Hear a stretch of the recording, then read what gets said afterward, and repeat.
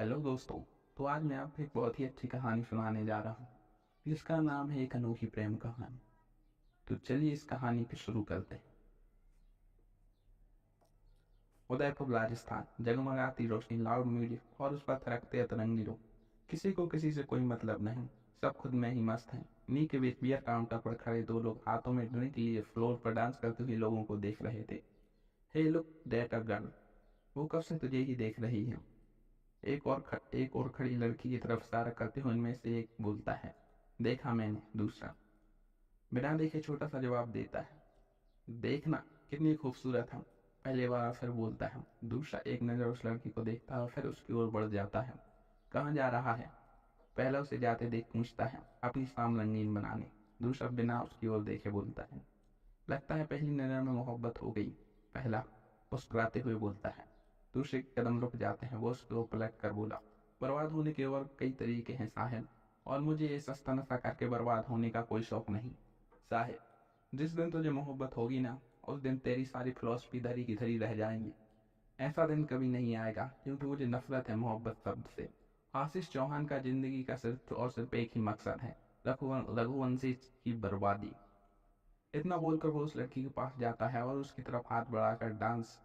वो लड़की मुस्कुराकर उसके हाथ में हाथ दे देती है। दोनों डांस फ्लोर पर आ जाते हैं और गाना प्ले होता है, गर्ल्स हॉस्टल शिमला। एक लड़की तैयार होती हुए बोली, हे आयुषी, बता कैसी लग रही हूँ। दूसरी लड़की जो बुक में नजर गड़ाई थी, वो उसे देखकर हल्के से मुस्कुराकर, अच्छी लग रही हूँ। अच्छी या बहुत अच्छी? वो फिर पूछती हूँ। अरे इससे अरे इससे क्या पूछ रही हो भावना? इससे क्या बता इस बारे में, रुको मैं बताती हूँ। फिर उसे देखकर, बहुत खूबसूरत लग रही हो भावना। खुशी खुश होगा। थैंक यू दीप्ति, तुम भी बहुत अच्छी लग रही हो।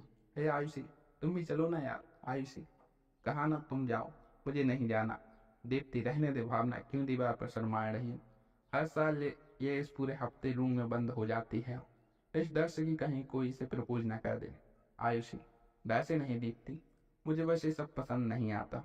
भावना, पर तुझे ये प्यार मोहब्बत से इतनी चिढ़ क्यों है? आयुषी, चिढ़ नहीं है मुझे, बस ये सब समझ में नहीं आता। मोहब्बत एक इबादत है, एक पूजा है, मगर आजकल के लोग ने इसे खेल बना दिया है। आज इससे तो कल किसी और से, जैसे मोहब्बत ना हो गई टाइम पास हो। मोहब्बत तो ऐसी होनी चाहिए कि किसी एक से करो और पूरी शिद्दत से करो। चौहान एंटरप्राइजेस। मीटिंग रूम में किसी बात को लेकर डिस्कशन चल रहा था। सर, ऐसा करने से हमारा लॉस होगा। एक एम्प्लॉय बोलता है, लिसन, तुम्हें यहाँ काम करने के लिए रखा है, कोई एडवाइस नहीं मांगी, इसलिए जितना कहा जाए उतना करो, समझे? लेकिन आशीष ये ठीक कह रहा है, इस तरीके से तो हम अपना भी नुकसान करेंगे। साहिल शांत लहजे में बोलता है। आशीष उसकी तरफ देखता है, उसकी आंखों में गुस्सा साफ नजर आ रहा था। साहिल ये देखकर, आशीष, एक बार ठंडे दिमाग से सोचते हैं इस बारे में, फिर देखते हैं क्या करना है। आशीष, कुछ नहीं सोचना है। मैं जो फैसला लेता हूँ वो फाइनल होता है, उस पर दोबारा डिस्कस करना मुझे पसंद नहीं। Sahil, be practical Ashish, think like a businessman. अपने राइवल को बीट करने के लिए खुद को हार्म करना कोई समझदारी नहीं होती।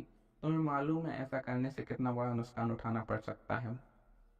अधिक गुस्से से आशीष, अधिक गुस्से से, I just don't care. Raghuvanshi को बर्बाद करने में अगर खुद भी बर्बाद हो जाऊं तो मुझे कोई फर्क नहीं पड़ता।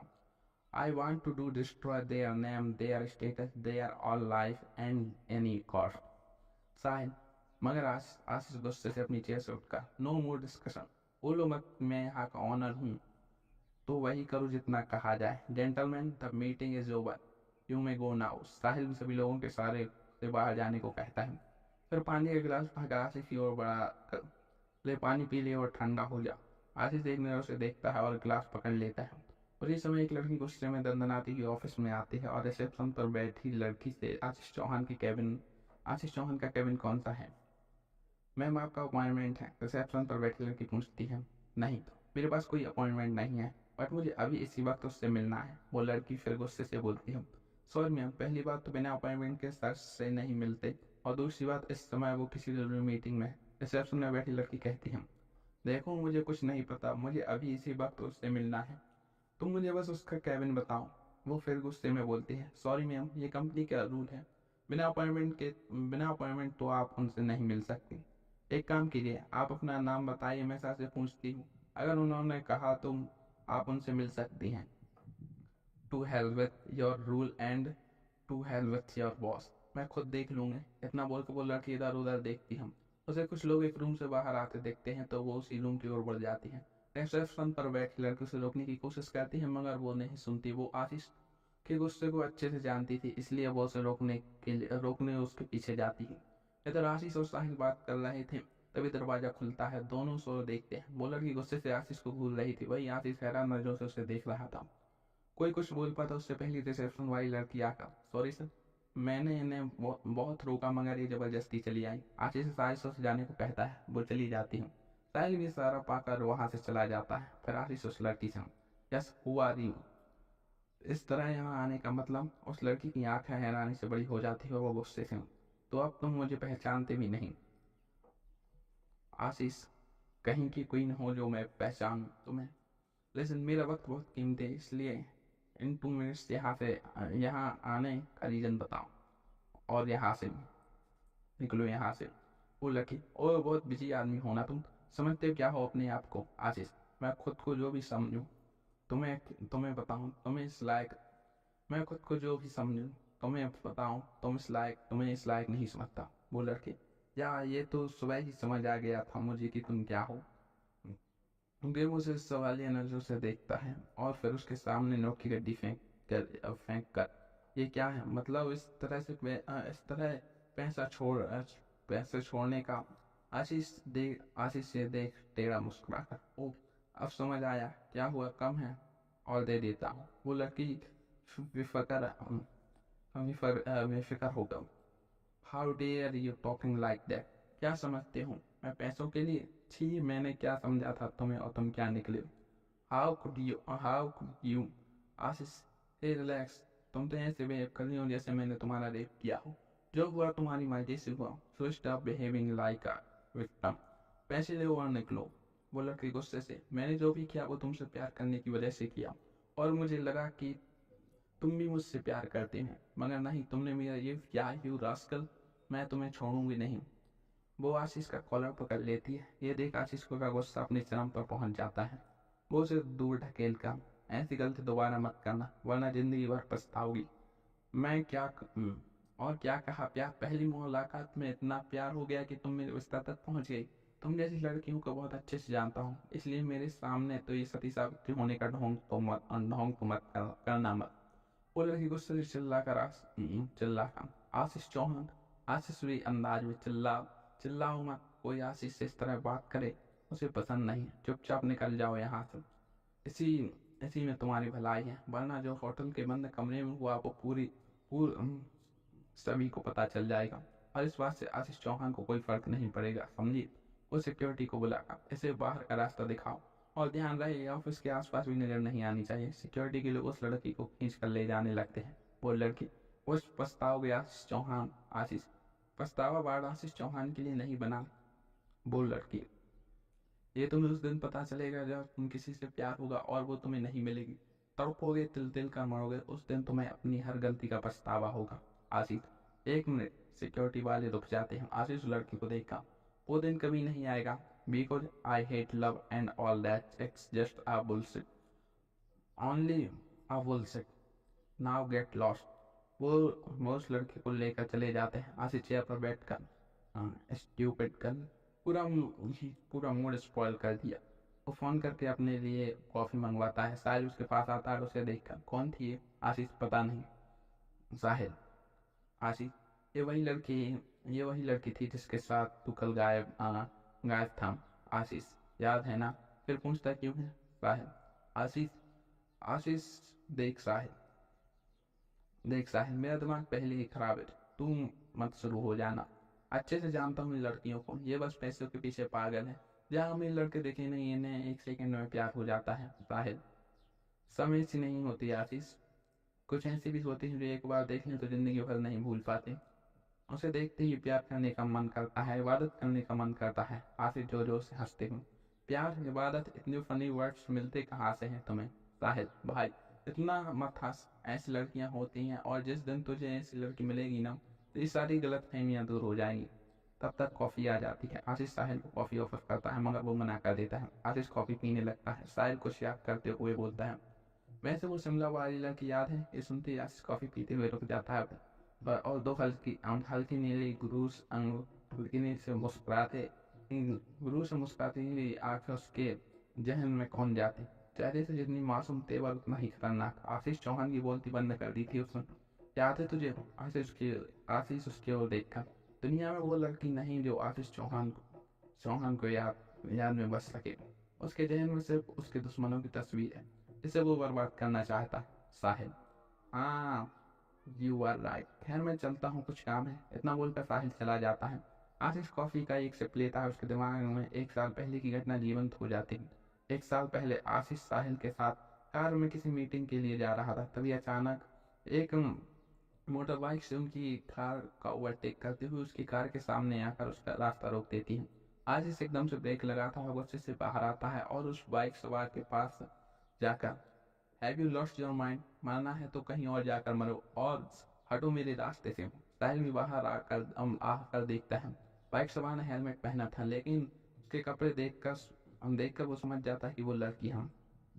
ऑफ वाइट शर्ट के ऊपर ब्लैक लेदर, ब्लैक जैकेट और ब्लैक जीन्स। आशीष गुस्से से, तुमने सुना नहीं, रास्ता छोड़ो। साहिल उसके पास आकर धीरे से आशीष लड़ती है। आशीष पलट कर उस बाइक सवार की तरफ देखता है। तब तक वो भी बाइक से उतर कर अपना हेलमेट उतारती है।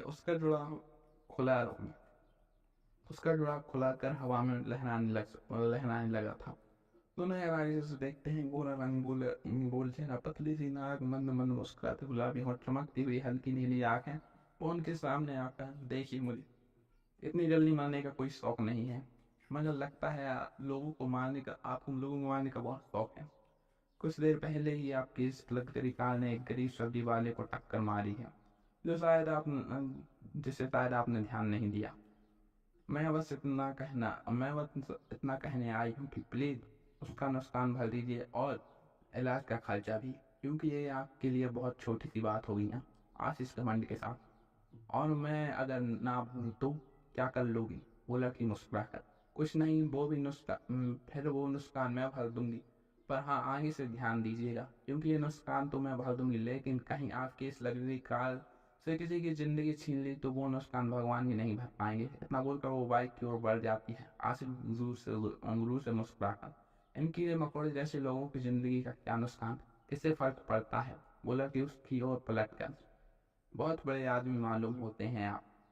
हो सकता है आपकी नजरों में किसी गरीब की जान की कोई कीमत ना हो, मगर जनाब उसका भी एक परिवार होगा जिनके लिए वो बहुत कीमती होंगे।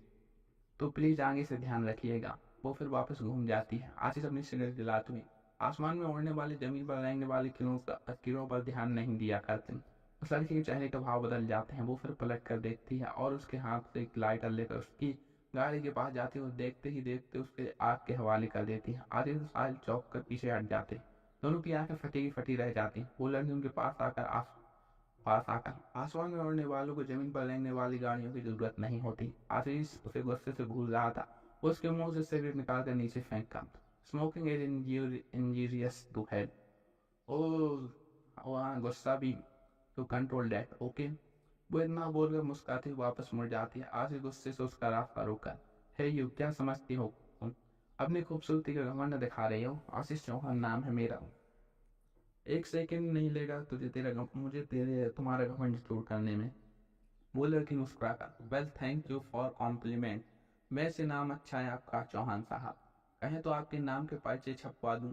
आशीष आपकी कलाई पकड़ साहिल उसकी कलाई पकड़ अपनी ओर- आ- आशीष उसकी कलाई पकड़ कर अपनी ओर खींच कर उसकी आंखों में देखते हुए, अपनी औकात से ज्यादा बोल गई तुम जानती नहीं मुझे। तुम्हारी जैसी लड़कियां रोज आशीष चौहान का बिस्तर गर्म करती।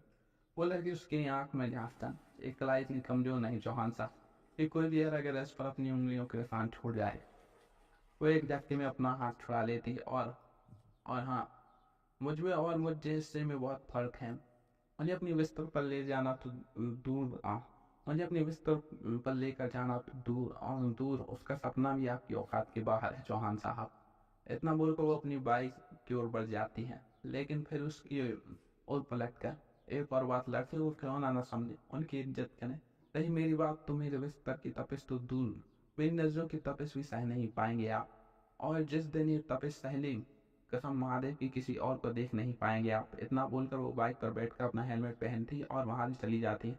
आशिक गुस्से से अपना हाथ झटकता है और तभी कुछ उसे अपने हाथों में महसूस होता है। वो देखता है उसकी घड़ी में से एक ब्रेसलेट ब्रेसलेट फंसा था, शायद उस लड़की का होगा। वर्तमान समय। आशीष उठकर साइड में पड़ी टेबल पर ड्राइव खोलता है। वो उसमें से ब्रेसलेट उठाकर देखते हुए, तुम जो भी हो दुआ करना कि मुझसे दोबारा मुलाकात ना हो तुम्हारी, वरना उस मुलाकात पर ताउम्र पछताओगी। आशीष चौहान न अपने दोस्तों को भूलता है और न दुश्मनों को। रघुवंश सिंह हाउस। एक बहुत ही आलीशान सा बंगलो। उसका बड़ा सा गेट खुलता है और चमचमाती हुई कार अंदर आती है और बड़े से लॉन से गुजरते हुए वो दरवाजे के पास आकर रुकती है। एक 25-26 साल का लड़का उसमें से बाहर आता है। स्टाइलिश कपड़े, आकर्षक व्यक्तित्व और गुरूर से तलवल लल लबालब चेहरा। वो गुस्से से तेजी से अंदर की ओर बढ़ता है। उसके पीछे एक 30 से 32 वर्षीय युवक भी कार से बाहर आता है। पर्सनालिटी भी उसकी वैसी ही थी, मगर चेहरे पर सौम्यता और सादगी। वो उसके पीछे जाते हुए, सत्यम सत्यम मेरी बात सुनो, मगर वो नहीं रुकता और तेजी से कमरे की ओर बढ़ जाता है। वो उसके पीछे जाता है, तभी एक खनखनाती सी आवाज उसके कानों में पड़ती है। अभिजीत जी, आप इतनी जल्दी आ गए। वो मुड़कर पीछे देखता है, उसके चेहरे पर हल्की सी मुस्कान आ जाती है। वो उसे देखकर, हाँ आज आपके देवर का दिमाग जरा गर्म है तो इसलिए चला आया। आप एक काम कीजिए, ठंडी लस्सी ले आइए। तब तक मैं उसे देखता हूँ। आराधना मुस्कुराकर, जी आप चलिए मैं लेकर आती हूँ। अभिजीत मुस्कुराकर कमरे में जाता है। सत्यम गुस्से से सामान इधर उधर फेंक रहा था। अभिजीत उसे रोकते हुए, सत्यम बस कर, इतना गुस्सा ठीक नहीं। सत्यम, क्या ठीक नहीं भाई? देखा ना ताऊ जी ने किस तरह बात की, मैंने क्या गलती की थी? अभिजीत, सत्यम देख पापा जी ऐसे ही हैं, जानता हूँ तेरी कोई गलती नहीं थी, मगर उन्हें पसंद नहीं आता कि कोई उनसे इस तरह ऊंची आवाज में बात करे या सवाल पूछे। वो उसे वो उसे बैठाते हुए कहता है, सत्यम थोड़ा नरम होगा, लेकिन भाई एक सवाल ही तो पूछा था, उसमें इतना भड़कने की क्या जरूरत थी? और पापा ने भी कुछ नहीं बोला। अभिजीत, नहीं बोला, नहीं बोला, हो सकता है इस बारे में बात नहीं करना चाहते हूँ। सत्यम, बट भाई आगे चल के ये कंपनी हमें ही संभालनी है, तो हमें सब बातें पता होनी चाहिए कि नहीं? बैक टू बैक इतने प्रोजेक्ट हमारे हाथ से निकल गए और जो पता चला है उस हिसाब से वो इंसान बिजनेस तो कर ही नहीं रहा। आई एम श्योर कि वो दुश्मनी निकाल रहा है। अभिजीत, इस बार इस बार सब तो मुझे भी हो रहा है। जिस तरीके से डीलिंग की है उसने, अच्छा खासा नुकसान उठाना होगा उसे। सत्यम, वही तो, मुझे तो इतना गुस्सा आ रहा है कि मैं अगर कहीं मिल गया तो जान ले लो उसकी। हर बार अपना वेस्ट देते हैं हम, और वो अपने उल्टे सीधे तरीकों से हमारी मेहनत पर पानी फेर देता है। कोई कितनी भी कोशिश कर ले, मगर एक न एक दिन मेहनत करने वालों को कामयाबी मिल कर रहती है। इसलिए आप गुस्सा फूक दीजिए और ये ठंडी ठंडी लस्सी पीजिए। आराधना अंदर आते हुए कहती है। सत्य मुस्कुराकर, मैं गुस्सा नहीं हूँ भाभी, मैं बस थोड़ा सा गुस्सा आ गया, यही ना? आराधना उसकी तरफ लस्सी का गिलास बढ़ाते हुए मुस्कुरा कर कहती है। सत्यम भी मुस्कुरा कर गिलास पकड़ लेता है। आराधना दूसरा गिलास अभिजीत की ओर बढ़ाती है, वो भी ले लेता है। आराधना, वैसे भैया इतना गुस्सा सेहत के लिए अच्छा नहीं होता और चेहरा भी बिगड़ जाता है। आपकी शादी होने वाली है और आपके गुस्से की वजह से आपका चेहरा बिगड़ गया तो देवरानी जी आपको देख कर ही डर जाएंगी, फिर परेशानी होगी ना? क्या भाभी मैं आप भी ना? सत्यम छिपते हुए कहता है। आनंद हंस देती है और अभिजीत भी। आराधना, अरे हाँ, शादी से याद आया, राधिका से बात नहीं करते क्या? सुबह शिकायत कर रही थी मुझसे, कह रही थी आपके देवर को मुझसे बात करने का समय ही नहीं है। सत्यम, जी भाभी मैं वो इन दिनों काम की वजह से समय नहीं निकाल पाया। अभी सत्यम, काम अपनी जगह और परिवार अपनी जगह है, राधिका के लिए समय निकाला करो। वैसे भी बीवियां छोटी छोटी बातों में ही खुश रहती हैं और इन्हें खुश रखने में ही फायदा है। आराधना, अच्छा जी, बहुत तजुर्बा है आपके पास, है ना? लगता है अपनी बीवी को बहुत खुश रखते हैं आप। अभी जी उसके कंधों में बाहें डालकर, अब तो ये आप मेरी धर्मपत्नी से ही पूछ लीजिए कि मैं इन्हें खुश रखता हूँ या नहीं। आराधना उसका हाथ हटाकर, हाँ अच्छे से जानती हूँ, लेकिन सत्यम भैया आप सत्यम भैया, मैं आपकी सलाह की जरूरत नहीं है। लव मैरिज हो रही है ना उनकी? सत्यम उसके मुंह पर हाथ रखकर, क्या कह रही हूँ भाभी माँ? दीवानों के भी कान होते हैं। आराधना मुस्कुराकर, अब क्यों डर रहे हैं? अब तो शादी तय हो चुकी है, कुछ ही दिनों में हो भी जाएगी। सत्यम, भाभी माँ आप इस घर के हेडलों को नहीं जानती, उन्हें भनक भी लग गई ना तो गई भैंस पानी में। मंडप में पहुंचकर शादी तोड़ देंगे। वो तो आपकी कृपा दृष्टि में जो है संभव ही संभव हो गया। आराधना, मैंने क्या किया? ये तो आपके भैया की मेहरबानी है। सत्यम, हाँ लेकिन वो तो फ्रंट स्टेज पर थे, बाकी बैक स्टेज पर सारी प्लानिंग तो आपकी थी ना। सब मुस्कुरा सब मुस्कुरा देते हैं। आराधना, अरे बातों बातों में मैं बताना भूल गई, आप दोनों की लाडली का फोन आया था, वो आ रही हैं। क्या छोटी आ रही है? कब? दोनों की खुशी के खुशी से चेहरे चहक चहक करे वो एक साथ बोलते हैं। यहीं पर हमारी कहानी के इस भाग का अंत होता है। अगर आप लोगों को हमारी कहानी अच्छी लग रही हो तो वीडियो को लाइक करके चैनल को सब्सक्राइब कर दीजिएगा। मिलते हैं नेक्स्ट वीडियो में।